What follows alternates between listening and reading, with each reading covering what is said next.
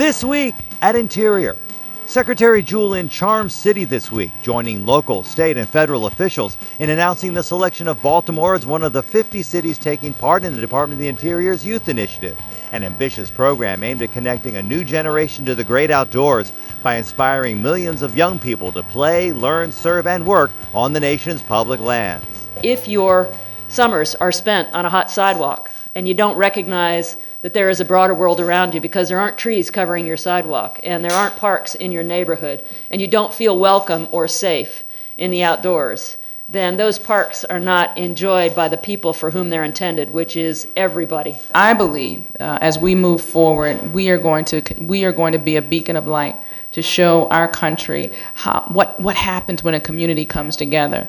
When we decide as a community what we value and decide that we're going to work together to meet those goals. After the announcement, the Secretary joined the Mayor, White House Cabinet Secretary Broderick Johnson, and Central Maryland YMCA President John Hoey in a service project with student volunteers to plant trees. Secretary Jewell joined world-famous rock climber Tommy Caldwell and dozens of elementary school students this week in Maryland's Carter Rock Recreation Area to shine a light on President Obama's Every Kid in a Park initiative, a call to action to get all children to visit and enjoy America's unparalleled outdoors.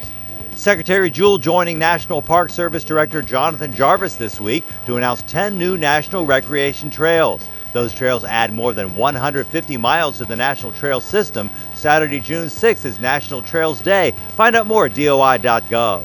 Students at Florida's Miccosukee Indian School have new flexibility to set their own educational standards. That decision formalized this week by Secretary Jewell and Education Secretary Arne Duncan. The change protects important Native heritage and supports culturally relevant strategies designed to improve college and career readiness for Native youth. Secretary Jewell and Department of Transportation Secretary Anthony Foxx getting a close-up view this week of one of the busiest bridges in the nation's capital, yet it's also one in urgent need of repair. The Arlington Memorial Bridge over the Potomac River, so badly deteriorated that emergency closures had to be implemented.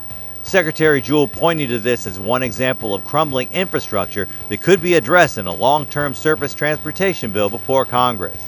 A major milestone this week in the administration's renewable energy program for public lands, 3 new utility-scale solar projects on public lands in Nevada approved, the first given the go-ahead under a new streamlined approval and mitigation process. Together, the solar arrays could generate up to 440 megawatts of energy, enough to power about 132,000 homes. Find out more at BLM.gov.